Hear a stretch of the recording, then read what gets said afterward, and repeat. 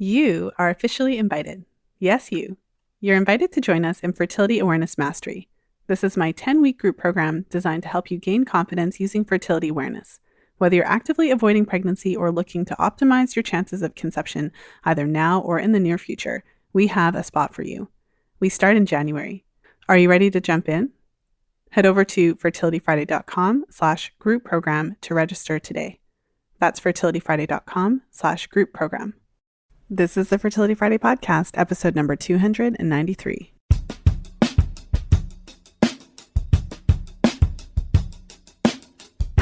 Welcome to the Fertility Friday podcast, your source for information about the fertility awareness method and all things fertility. I'm your host, Lisa Hendrickson-Jack. I'm the author of The Fifth Vital Sign and the Fertility Awareness Mastery Charting Journal. I'm a certified fertility awareness educator and holistic reproductive health practitioner with nearly 20 years of experience teaching women to connect to their fifth vital sign through menstrual cycle charting, balancing hormonal health, and optimizing the menstrual cycle without hormones. I'm outspoken about hormonal birth control and its impact on fertility and overall health because you have the right to know how your body works and how artificial hormones disrupt that natural process. I host live coaching programs to help you achieve optimal fertility and health because it's important to have healthy menstrual cycles regardless of whether or not you want to have babies. I'm also a wife and mother of 2 beautiful boys. I know, I'm a busy girl, but I managed to fit it all in. This podcast is designed to empower you to take full control of your cycles, your fertility, and your overall health. And I'm so excited that you're here with us today.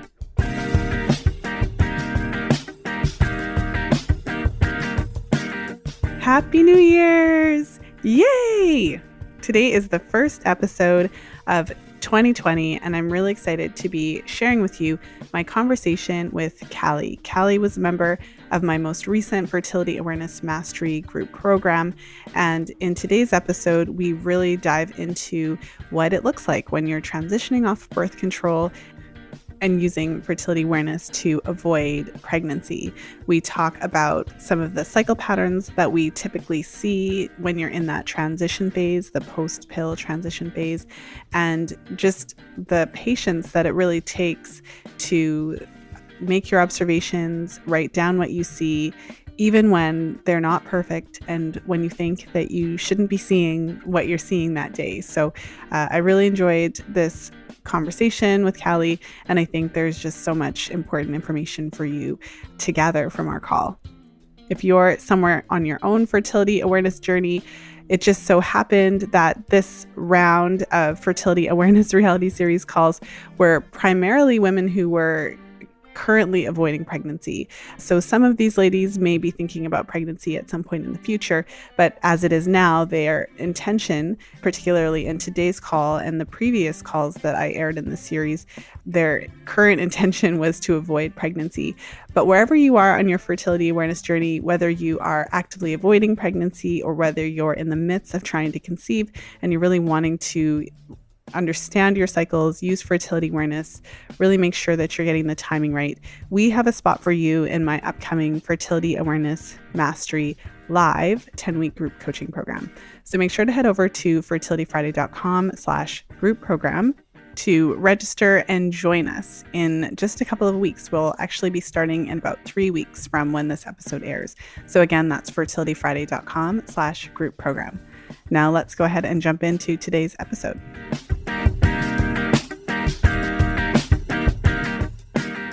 And I'm really excited to be here today with my client, Kallie. Kallie was a member of my most recent Fertility Awareness Mastery live 10-week group program. And as we're recording this, we have just reached the end of our sessions. So by the time that you're listening to this, we have been together for about 2.5 months, and we've gone through, I believe, 2 full cycles together. So welcome to the show, Kallie. Thanks, Lisa. It's great to be here. Well, I'm excited to have you. And I pretty much always say the same thing, but I do love doing these episodes. It just allows me to ask different questions and get a different, similar perspective, but just kind of diving into some of the details of your story that we don't necessarily cover in our sessions. So I just wanted to start by asking you if you'd want to share a little bit about your history when you first started your period, what your cycles were like, if you've used birth control before, hormonal birth control, and basically what brought you to the point where you wanted to jump in and start using fertility awareness now. Sure. So I think I got my first period around like 14, 8th grade. And I honestly can't really remember my periods that well. So I feel like they probably weren't that bad if I don't have a memory of them being awful. So I feel like they were pretty normal in terms of, like, I didn't have super bad cramps or anything like that. So I did start hormonal birth control, the pill, my freshman year of college. And I did start it for birth control. It wasn't for any other reason. Like I mentioned, my periods weren't bad. And then, so I was on the pill until this past August, so about 6 years. And during that time, I don't know, I feel like I just got super worried about what it would be like to come off the pill. Even though my periods hadn't been super bad, I just didn't know what life would look like getting a period again. Also, when I was on the pill, I took it continuously, so I didn't take the placebos, so I wasn't getting any kind of period. So I was super concerned about what it would be like when I came back. But it's been an okay transition. I was super worried that my migraines would get a lot worse because of the fluctuating hormones, but honestly, I haven't found that they've been either better or worse, so it's just kind of stayed neutral. Mm-hmm. Well, and I mean, a couple of parts of your story. So how many years then, when did you say you had your first period? How many years between then and when you actually went on birth control? So about 4.5. So I got it at 14. I started birth control at 18. Okay. I think that's important as well. It's interesting when you listen to the Fertility Awareness Reality series episodes that are being released around the same time as your episode. I've already recorded, I think, 2. You'll hear the similarities in your story with the other women who I interviewed, because I think you're the third person who I've interviewed who's said basically that you had pretty normal, typical cycles, and you had them for several years. Like, so you were able to cycle normally for several years before you ever went on the pill. And so then after and you said that you took it continuously for 6 years. And no, withdrawal bleeding or anything like that. So when you came off the pill, what happened? How long did it take for you to start ovulating and having your periods again? So I kind of decided to start charting pretty much right away. My first month was a little rocky, but I guess I don't know if it would have been withdrawal bleeding, probably like 5 days after I stopped taking the pill. And then, so that was August 22nd. Sorry, I'm looking at my chart.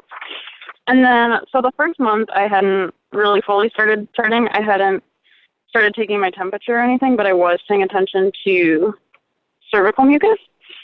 I mean, we'll say I did have some cervical mucus probably 2 or 3 weeks after the withdrawal bleeding from stopping the pill.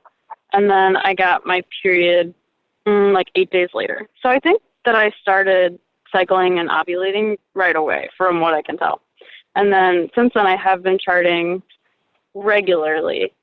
And from what I can tell, I think I've ovulated 2 more times.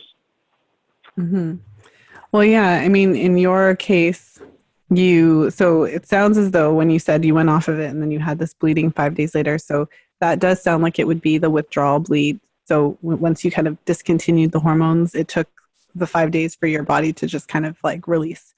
So that typically happens, and that's not related to ovulation. It couldn't really be 5 days after anyways.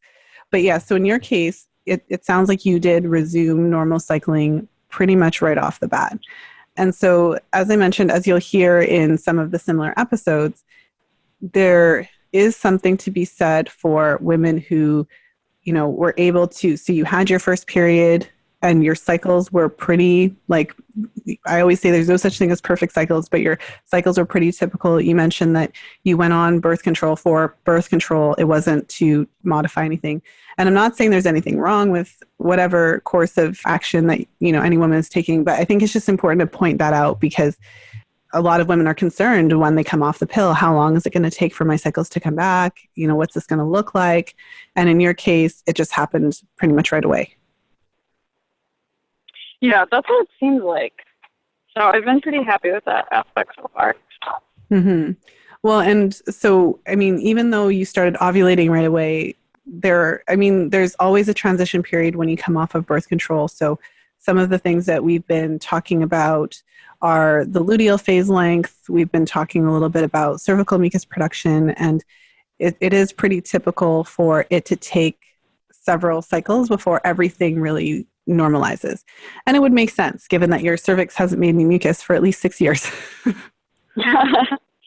Yeah. Well, so let's kind of transition into our session part of the session. Let me know what you wanted to make sure we talk about today, some of the questions that you had. And of course, I just want to check in, as always, about how you're feeling with the method as birth control, because you're currently actively avoiding pregnancy. Right.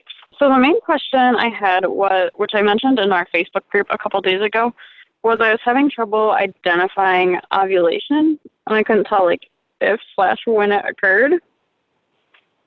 And then I've started my period, so I guess I'm hoping that we can confirm that I ovulated and it is a true period and not withdrawal or not anovulatory bleeding.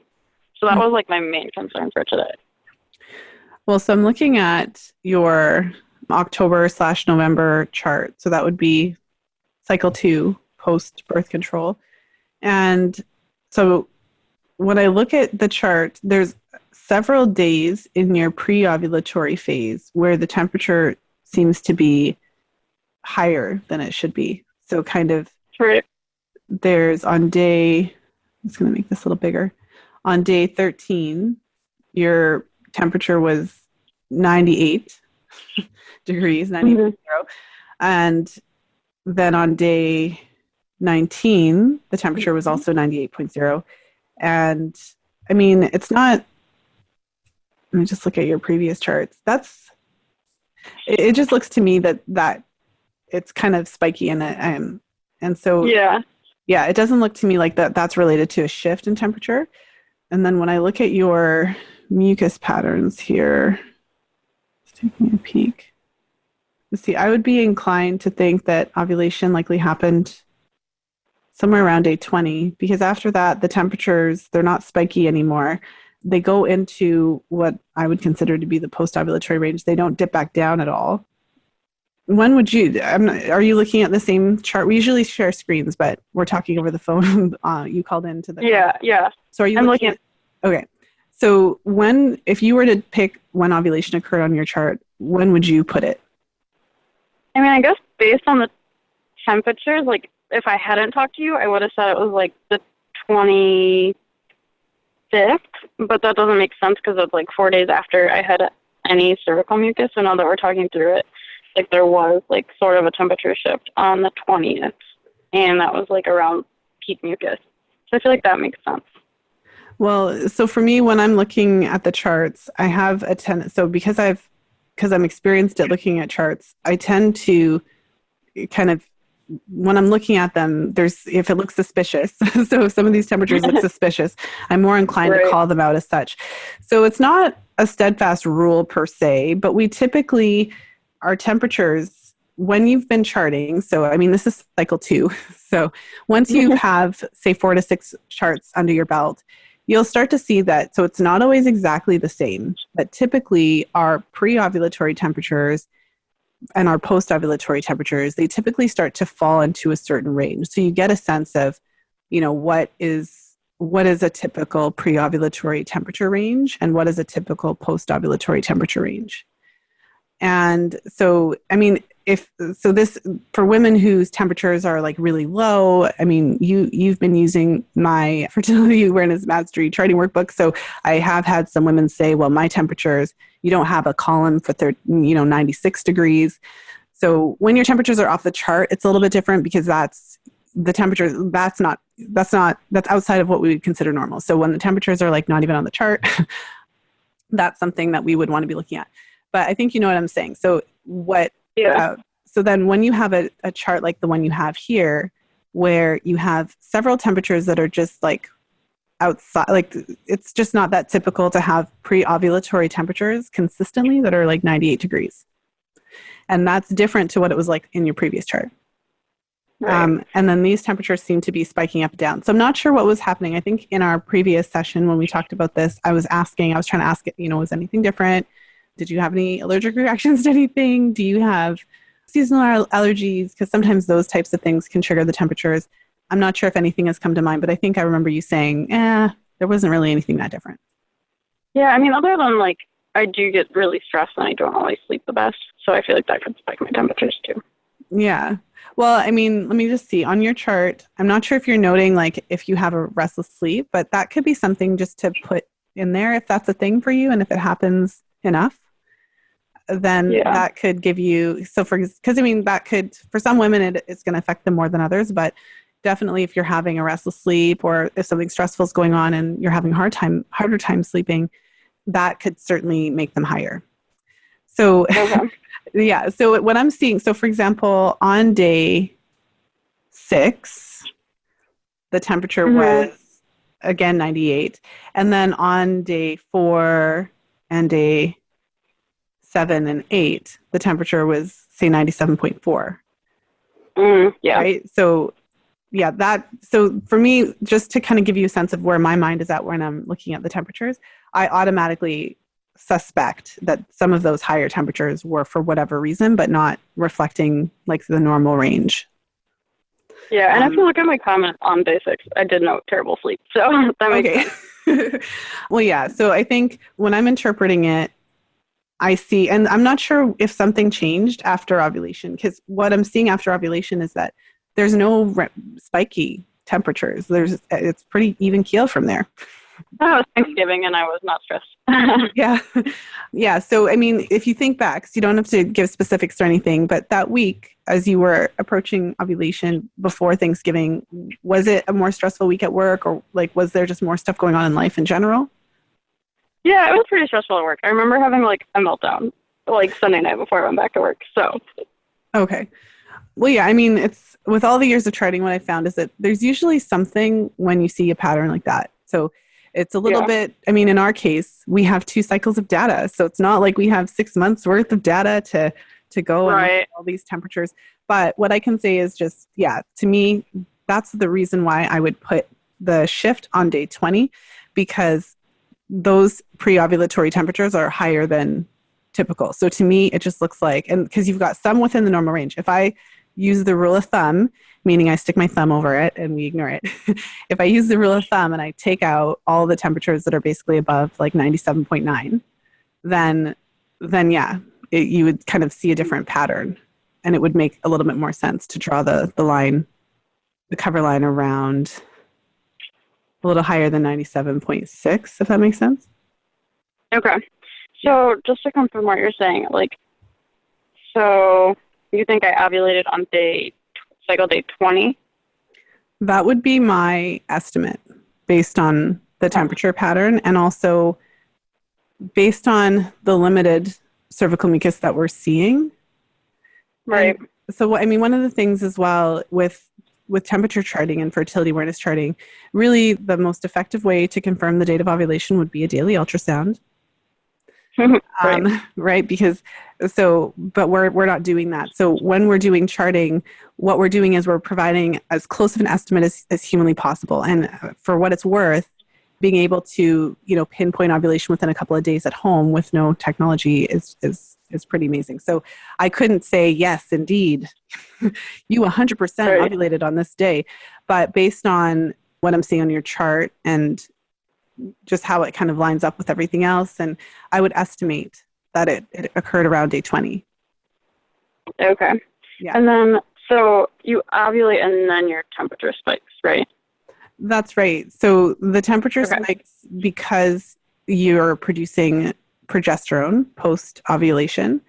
So another way to confirm ovulation occurred, don't know that it confirms the date, but it confirms that ovulation occurred. Doctors will test progesterone levels, because you don't produce significant progesterone until you ovulate. So if you didn't ovulate, you wouldn't be making the progesterone.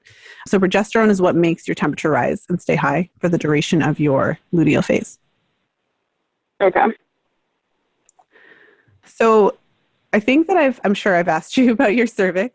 Um, so when, especially in the post-pill transitional phase, when you are seeing some mucus, but it's not, so you have here noted on day 14 and 15 and 16 and 17 that you did see some degree of mucus. And then day 18, you marked that as dry. And then day 19, you marked some mucus. So you are seeing some mucus, but we're still in that phase where it's just not yet abundant and consistent. Have you, Right. but I think we talked about this too, and there's enough going on. So, but just as an aside, like it's an optional sign. It's definitely not mandatory. And not every woman who uses fertility awareness will check her cervix. But if you are in a situation where the temperatures are not as easy to read, then having that additional sign can at least give you an additional piece of information once you've checked it for that full cycle and you get a sense of how it shifts post-ovulation. Right. So again, there's no pressure. There's no like me telling you have to check your cervix. So anything you say is fine. I just want to get a sense of, is that something that you've thought about doing or that you're not that comfortable with or where are you at with that? Yes, I have definitely like thought about it, and there's even been times where I almost checked, but like it's just something like I'm not that comfortable with, and I do have like some pain with sex, so I think there's just like some nervousness around like causing myself pain. No, you know what? That's fair. I think a lot of women fall into that category, in one way or another, where either they're not comfortable or they just don't want to, or which are both valid reasons. So we can just, table that. I just wanted to kind of give you that option that just if you ever get to the point where, so for me, I'm a data girl. So, the more data, the better. And when your mucus is a bit more on the limited side, just for this period of time while your cervix is getting back to normal, it can be helpful. So, but again, don't push it if you're not comfortable. Definitely. I know. I'd like to. I feel like if I just like did it once, or once I start doing it, I'd be able to do it. I just need to. Well, I mean, if you get up the nerve to do it, you could. I always joke like you could do it in the shower because you're clean and your hands are clean. But yeah, so if you do decide, if you get off the courage to do it, make sure to let me know if you have questions and all those types of things because we talked about it in the group. It's not something that you can kind of. Usually when you're first starting out, it's not something that you can check once or twice and understand. It's something that you pretty much want to just check once a day for a full cycle, and then you'll have a better understanding. Because it's a body part and it's inside, and most of us have never seen our own cervices unless you had a pap done or you have a speculum and someone actually grabbed a mirror and you looked at it. So most of us, it's just a concept really that we have to kind of feel out. So, but yeah, tell me a little bit about your mucus patterns you've been observing, and you have had a bit, but tell me a bit about how that's been identifying your mucus and identifying your fertile window. Yeah. So I feel like the easiest, I have been able to identify cervical mucus, and normally it's like during a bowel movement, like I notice it. So I feel like that's normally like when I've seen it during my fertile window. And just like wiping, I normally don't see it, and it is hard for me to tell the difference between dry and smooth. Like that's something I've been struggling with. So I feel like telling the difference between the dry and the smooth may be related to like that dampness that I've noticed that we've talked about. Mm-hmm. So like because I'm damp all the time, I feel like it's hard for me to determine like when I'm like really dry versus like when I'm smooth due to cervical mucus. Mm-hmm. Well, and so with when we're referring to dry would be how it feels when you're wiping. So how it actually, like the sensation you actually feel when you wipe yourself. But then the observation that you've been seeing is the dampness on the toilet paper. So it's like, how can I be dry but wet? Yeah. And so that definitely can make it a bit more challenging. But what I see on your charts is that you have a defined period of your cycle when you are marking the dry sensation, and you are having a more defined period of your cycle when you are noting mucus. So even though it's a bit tricky because you are having that damp observation, you're still seeing a difference as you approach ovulation. Like, it is different. Yeah. And you mentioned that you see mucus pretty much only when you have a bowel movement. So I've had a number of clients who maybe have a lower mucus production for, a variety of different reasons. So in your case, it's the cycle 2 post pill. So we know that mucus production is lower for some women. It tends to be quite a bit lower the first several cycles post pill. And that's because when you're on the pill, it thickens your mucus. So you only produce the type of mucus that makes up the plug when you're on the pill. And so when you come off the pill, you start making estrogen, your natural estrogen, and that's triggering your cervix to produce the mucus that we see, like the lotiony and the clear. But it takes time before that production normalizes. It's just, I see it time and time again. So, I mean, once you've kind of gone through that transition phase, it takes an average of 9 to 12 cycles for everything to really normalize. And you start to see a bit more mucus, a bit more consistent patterns, then it's a bit easier. It'll be a bit easier just to make that distinction between the dry days and the mucus days. Yeah, I feel like that's like the most frustrating part about charting is like, you want to see like all these positive signs, but honestly, like all you can do is like wait and like let your body adjust. Yeah, I think that, I mean, this is one of the reasons that I would cite the research and I try to talk about the experience, because for me, I've seen the transition, I'd say by now hundreds of times. But it's hard when you're in it because you may feel like it's never going to normalize, because a month is a long time. I mean, when your cycles so your cycle here that I'm looking at is like either 29 days. Not sure if that was your period or spotting. Let me see. Yeah, that was your period. So yeah, that's period. Yeah. So 29 days, and then let me see here. And then your previous cycle was 33 days. So for me, when I think of the transition phase, I'm thinking, once you get to cycle 6 and cycle 7 and cycle 8, and you have it in the book. So when you get there and you open up the book and you look at the transition that has happened over those 6 months, 6 cycles, then you'll see what I mean. But we're only in cycle 2. And so it's kind of like, it's hard to kind of remember that it's not always going to be this challenging. Does that make sense? Yeah. Yeah. Yeah. I'm definitely like excited to like see the change happen. And I'm glad that I started charting right away so that I can notice like the improvements that are being made. Mm-hmm. Well, and this is one of the reasons why having conversations about hormonal birth control is important, because for you're not trying to get pregnant. You're just living your life, charting your cycles, learning to use the method for birth control.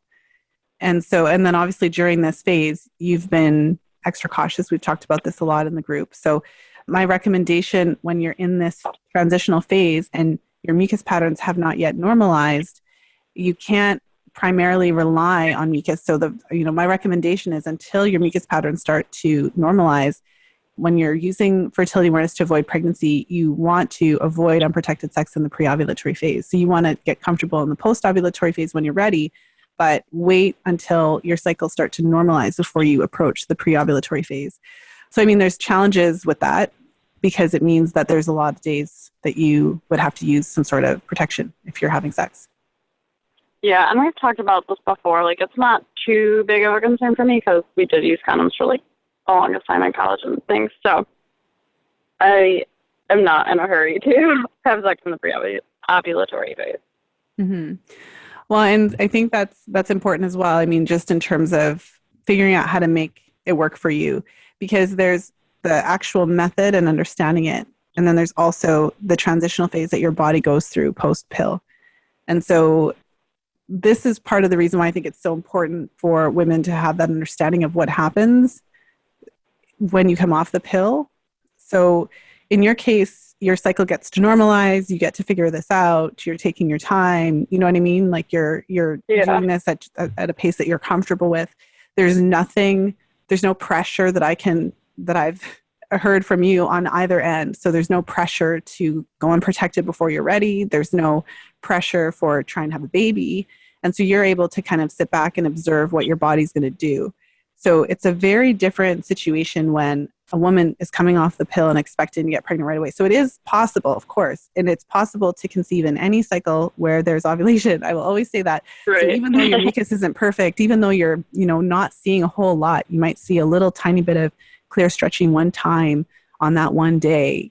Pregnancy is possible in any cycle that you ovulate.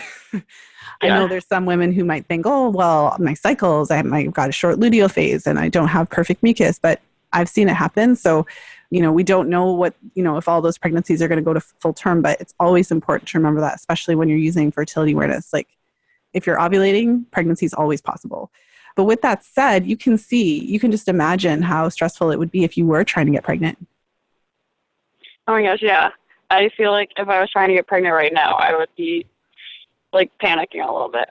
So when I started listening to your podcast, I was like, wow, I should come off the pill, even though I'm not looking to have kids for probably a couple of years.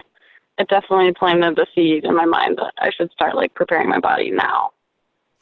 Well, and when you have your, 6 to 8 months of charts, you can kind of see that transition. So from my end, the signs that I always talk about are the limited mucus production initially. So it takes time for your cervix to normalize, to recover post-pill. And not all women are the same. So some women I've seen come off and have zero mucus for the first 2 cycles, but they're still ovulating. They're experiencing their temperature shift. They might feel a change in their cervical position. Other women have lots of mucus, and it may not be in a consistent pattern, and they might see it more or less than ideal, but every woman isn't the same. So I don't want to say every woman comes off the pill and sees no mucus, but everyone's kind of on that spectrum, but it doesn't really normalize right away. The luteal phase length, it's typically short, particularly the first 2 to 3 cycles, but it often takes several months before that luteal phase gets up to 12 and 13 days. And then if you've been off the pill for a year and the luteal phase is still short, well, it's not the pill anymore. Then we have to look at... Right. There's only so long we can blame the pill because these effects from the pill are temporary for the most part. So that's just something to kind of keep in mind, especially for everyone who's listening. But it helps to paint a picture of what it really looks like when you come off of the pill. And it has, for me, it really should make women think in terms of if you're planning to have a baby, your body will go through this recovery phase. I mean, even if you do everything right and you take all your vitamins, your body still is going to take a couple of cycles, sometimes several cycles before everything is fully normal again. Yeah. I just felt the need to say that. So I'm sorry I went on a bit of a tangent. No, you're good. It helps to as a reminder, this cycle may not be perfectly normal, but the transition of coming off the pill, to go through all these phases is normal. Well, and it's all about how you frame it, but it is normal for your cycles to be abnormal right off. Yeah, that too. Yeah. Right. So what you're seeing concerns you a whole lot. What I'm seeing, we know the reason why. It's not that you came to me and your cycles are outside of the normal parameters and we have no idea why. So I think it can be reassuring to some degree. But of course, I would always encourage you to, keep charting, keep monitoring, keep noting if you make any changes, put those notes in there, because you do expect this period to be temporary. So you do expect to do fairly normal mucus patterns, within the 9 to 12 cycle range. You do expect that the luteal phase will lengthen.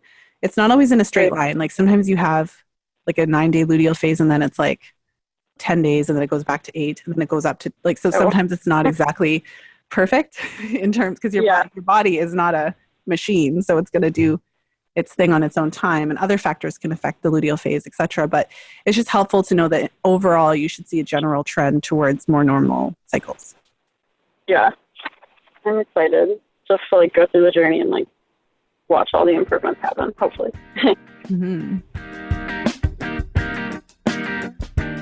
Just popping into today's episode to remind you that registration is now open for Fertility Awareness Mastery Live. This is my 10-week group coaching program where we take a deep dive into fertility awareness charting to help you achieve your intentions. Whether you are currently avoiding pregnancy, trying to conceive, or planning to conceive in the future, we have a spot for you. Head over to fertilityfriday.com/group program to register and reserve your spot today. That's fertilityfriday.com/group program. Now let's jump back into today's episode.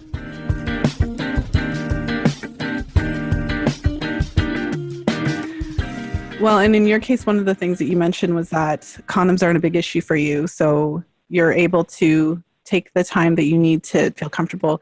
Just checking in with you in terms of like how you feel about the birth control aspect of it compared to how you felt when you first started. Where are you at with everything? And do you have any kind of questions around that or anything else that you wanted to go through? I just feel like the birth control aspect, I'm feeling this cycle was hard because like my temperatures were so jumpy that I didn't really get to a point where I felt like I could go unprotected until like the very last couple of days, like cycle day 26, 27, 28. So that was kind of a bummer this cycle. But overall, I'm feeling more comfortable and like identifying my patterns. And maybe I'm hoping that next cycle, like my temperatures will be more normalized and I will be able to identify the shift like when it happens rather than like looking backwards. Yeah.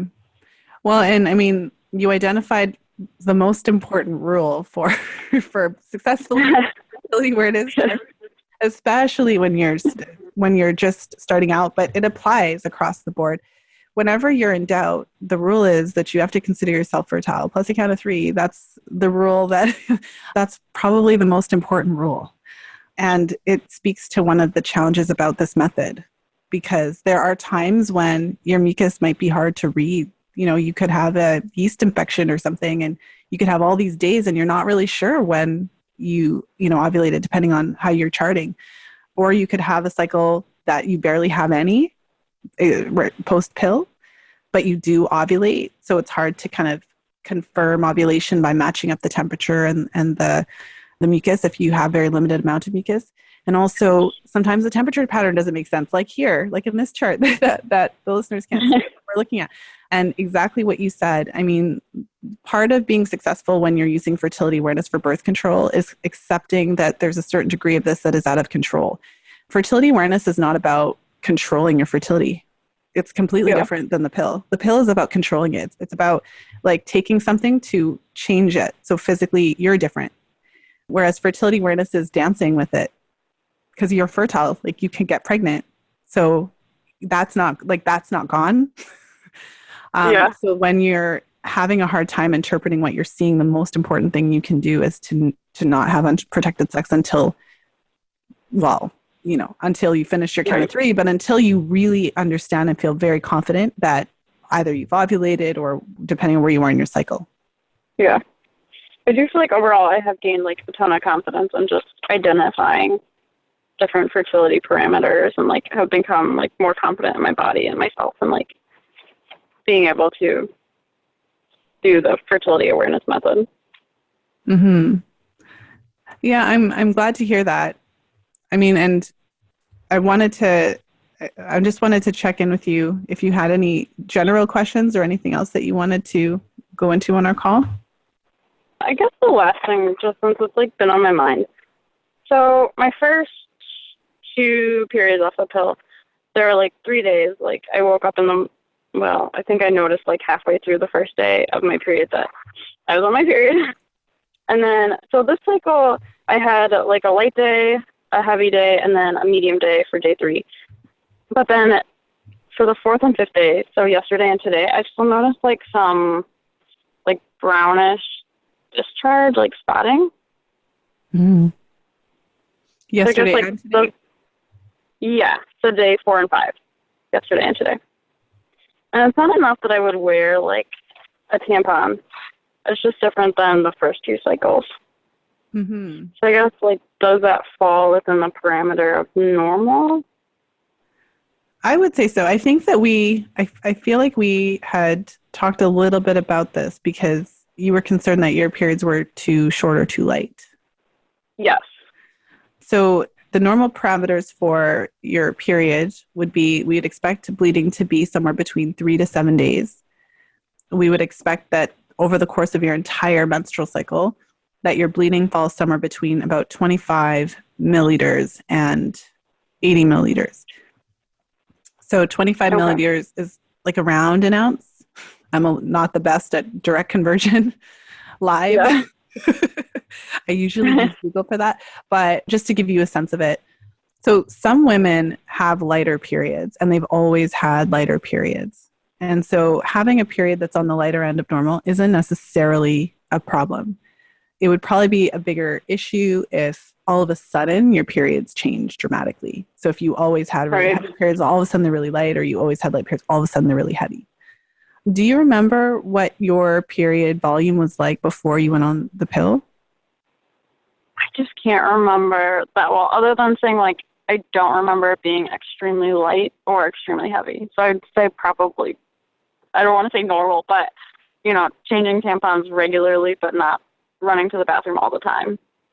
Well, and do you remember about how long they would last? No, I really don't.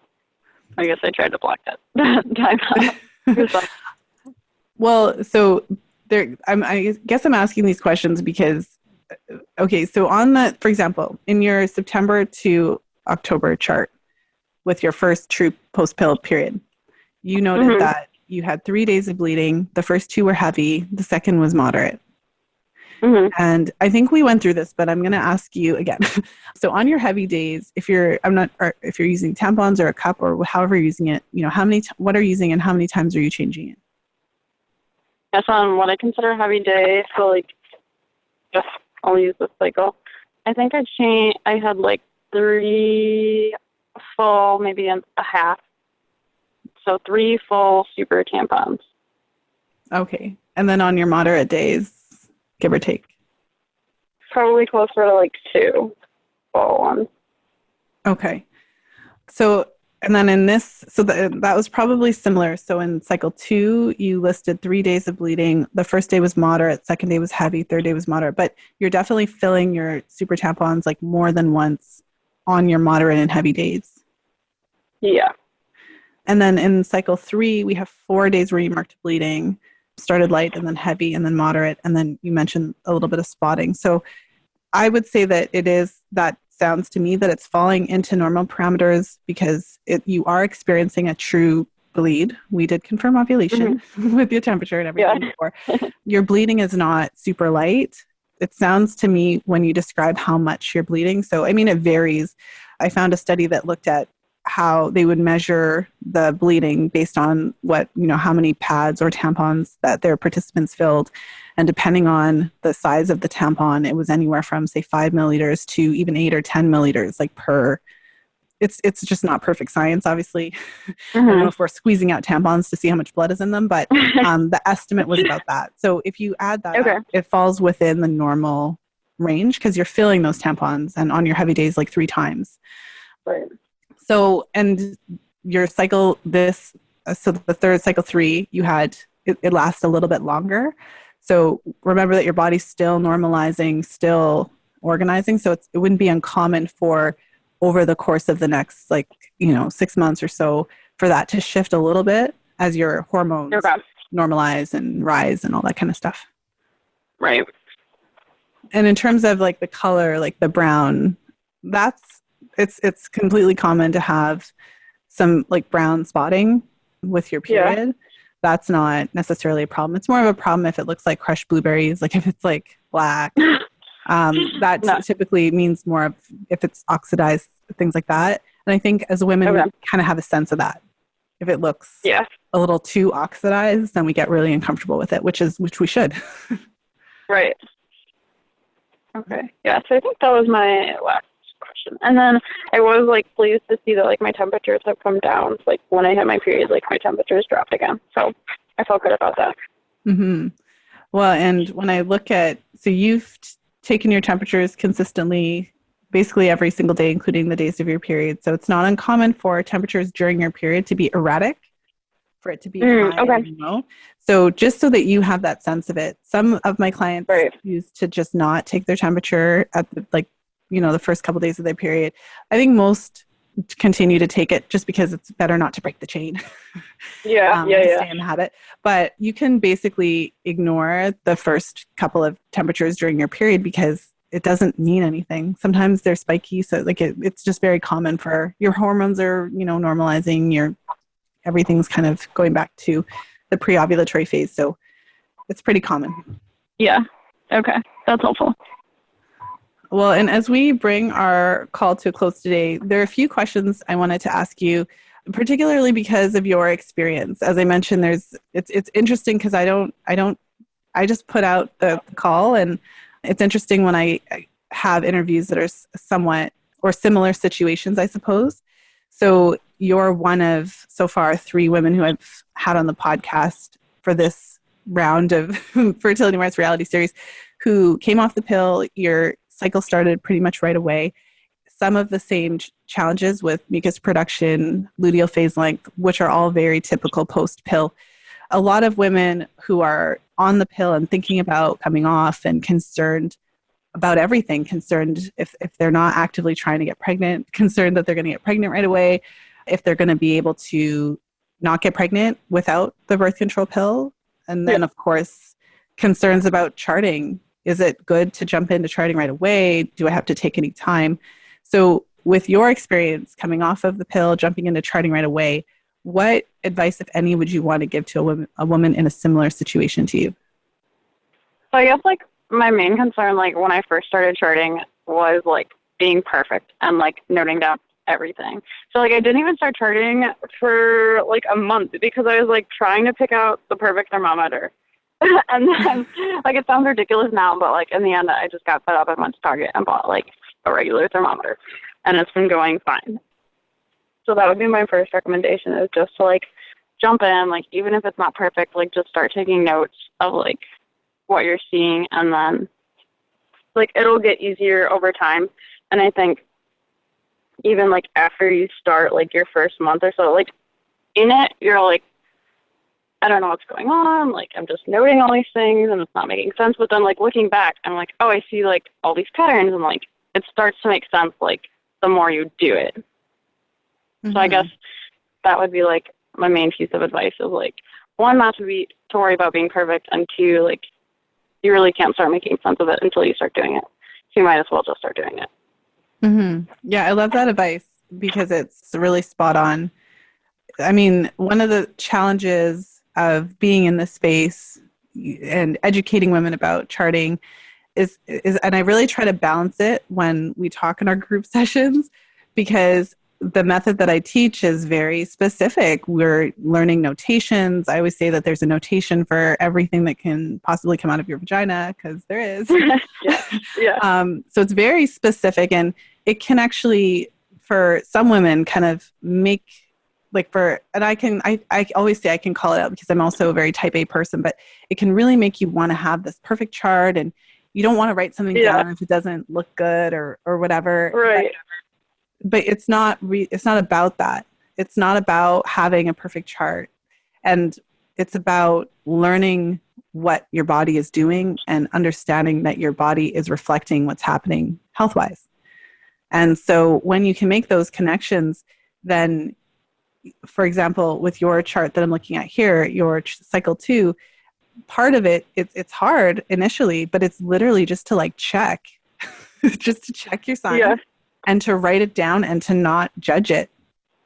Just Definitely. Let it be. If your mucus pattern is a little off, if you're seeing mucus on a day you don't think you should be seeing it, if your temperature pattern doesn't look exact to what you think it should, it's just about putting it on the paper and moving on with your day and doing it again the next day. And as someone who's done this for a really long time, it does start to make sense over time.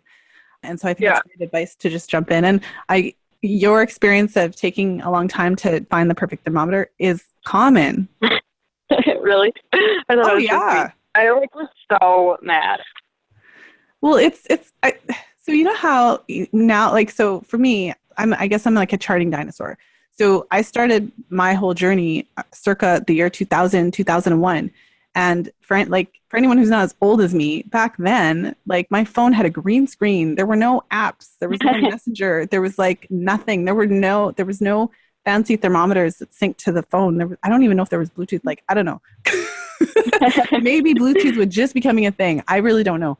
So I didn't have all these options. So really my option was paper. So, which is why I've still, I'm all, but yeah, my option was paper and just a thermometer. And my thermometer was to 1 decimal point because it wasn't like it is now. Yeah. So I think that it's really amazing that we're at a point now where there's like 1,000 thermometers you can buy, but at the same time, analysis paralysis, there's 1,000 thermometers you can buy. That's hard because then which one do you choose, right? It becomes so much more difficult. Which app do you choose? Because apps, but now there's like 10,000 of them. So yeah, I think that we can easily get caught up by the technology and all the options, but the best advice is literally just to like do it. Yeah. And one final question, and because this is a question that I get quite frequently, especially these days from women who are thinking about jumping in and joining one of the programs, whether it's the 10-week or my coaching like my 4-month coaching. It's like, should I, if you're on the pill right now and you're thinking of coming off of it, is it beneficial to jump into the class right away, or is it beneficial to wait until your cycle's normalized to join the class? And I think that part of the idea of waiting till they normalize is to make it perfect. I don't know, your experience was coming off the pill and jumping into the class right away. I think we had a couple conversations about it because like every other woman in your situation, you were nervous, but what would you say about that now that you kind of did it this way? Yeah, so I would say I'm like so glad that I did the class because for one, it actually like, not that you forced me to do my chart, but to get the most out of the class, like I had to start charting. And I don't know like if I would have actually started charting had I not been in the class, because like you're saying, like I did want things to be perfect before I started charting. But since I joined the class, like to get the most out of it, I had to like start charting anyway. I feel like I just have so much more confidence going forward, like, and really mastering this. And I will be able to like identify like a year from now, like if something isn't right, I'll have the confidence to like understand that and take measures to correct something if needed. Mm-hmm. Well, I mean, I appreciate that perspective because I think I said this in one of the other episodes, but I don't think there's like a right or wrong answer necessarily, because it's going to be based on what you're comfortable with and all those types of things. And also there's a bit of a wild card because for women who have just come off the pill, you don't necessarily know when your period's coming back. Yeah. So in your case, your cycles they were doing their thing for several years before you went on the pill. And there was no obvious issues with your cycle. So it makes it more likely that it's just going to return when it's time. But there's all these different factors. So we can't, that's a challenge, because if it just doesn't return during the class, that would be a lot harder. In your case, you were ovulating, you had cycles. Yeah. So there's some, well, because I've experienced that as well. I've experienced it in the class, not where someone didn't have not where a person didn't ovulate at all, but I have had it where a person joined the class and it did take like a cycle's worth of time before ovulation. Okay. And so that was obviously a bit challenging. But yeah, so there's benefits to jumping in right away because it just helps you get on with it. And if you can chart when it's complicated, it's a lot easier once your cycles have normalized. Yeah. And I will say, like, I guess a benefit like joining in a year from now is like if you waited a year and then did it, was like you could pinpoint it as like, oh, this is a real issue and not pill related. So there would be like additional clarity there if you waited too. Mm-hmm. Yeah, there's definitely, and I've had women in both of those situations. So I was just curious with your perspective, because you had jumped in right away and your cycles you're still in that transition phase. So you're not like, it's not perfect, but you're still doing it. Right. I am doing it. And I feel like I have learned a ton and I am confident in it. Well, thank you so much for being here. One last question then, for a woman who is on the pill and she is trying to make that decision, like, is it right for me? Should I go off? Should I stay on? She probably wouldn't be contemplating it if at some point she didn't want to come off, but if she's trying to figure out if this is the right time, what, if anything, would you want to say to her? I'd say, like, to trust yourself. Like, if you're questioning yourself, like, if you have concerns that this isn't right for you, then just trust yourself that it isn't right for you, maybe, and to just try going off the pill and give it some time to normalize, like, understanding that it's not going to be perfect right away. But I think it's better to, like, identify issues and work through them. Like you always say, like, if there's an issue, like, the pill doesn't fix that. It just hides it. So I definitely say to just give it a try. Mm-hmm. Well, Kallie, thank you so much for coming on the show and sharing your experience. I really appreciate, just like I said, I love these episodes because it gives that insight, that much needed window into what this really looks like for women who are wanting to come off the pill, when you're wondering how long it's going to take for your cycle to come back, or what your cycles are going to be like, or what charting is like in this phase. Then it's really important for us to have these conversations. So thank you so much for being part of it. Yeah, and I will say, like, just one more thing that I thought of. I feel like the biggest fear of coming off the pill is, like, the fear of the unknown. Just because, like, you're on the pill and you know what to expect, whereas when you come off, you just don't know what's going to happen. Yeah. Yeah, definitely. Yeah. And it's out of your control, like, in a way.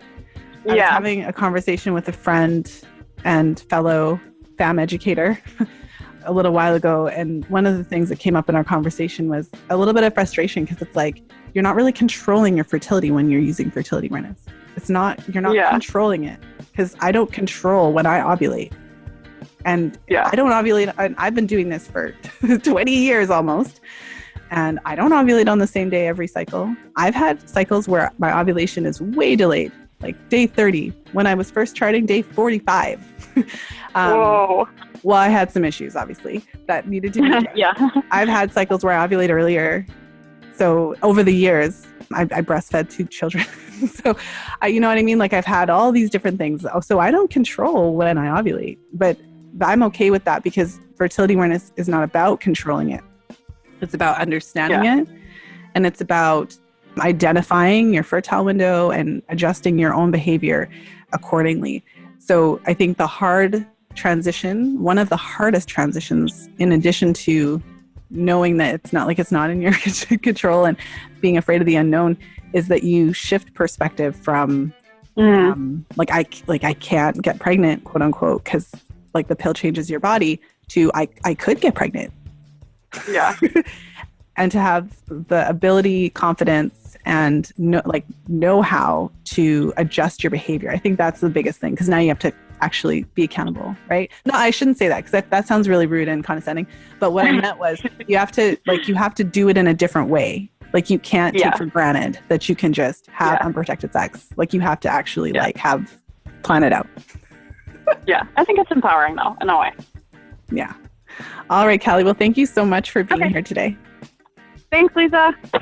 If you enjoyed today's show, please share it with a friend. You'll find the show notes page for today's episode over at fertilityfriday.com/293. I hope that you enjoyed today's episode with Kallie. It was so nice to have her on the show and to really dive into a lot of those important questions that come up when you're thinking about coming off the pill, when you're still not ready to start trying, and you're in the midst of learning fertility awareness and trying to interpret what's happening on your charts. And so we talked about cervical mucus, we talked about temperature, we touched on cervical position. This call that we had really went into a lot of different and important topics, and really addresses a lot of the questions that I often receive from women who are in this transition phase. And that's why I always love doing these reality series episodes, whether it's the pill reality series or the fertility awareness reality series episodes, because I feel like it just gives us a real idea of what's happening in real women's lives and what this really looks like when we're trying to incorporate fertility awareness into our own lives. So if you love this episode and you want to listen to more of my on-air client sessions, head over to fertilityfriday.com/FAM reality. So fertilityfriday.com/FAM reality, one word. And if you want to hear additional episodes in the pill reality series, so they're not on-air sessions, but they're real conversations with women who share their experiences on hormonal birth control and other types of birth control methods, head over to fertilityfriday.com/pill reality. So fertilityfriday.com/pill reality, one word. And so I just want to thank you for spending some time with me today. I appreciate all of you for sharing the Fertility Friday podcast with your friends, for helping to spread the word, for tagging your friends on social media.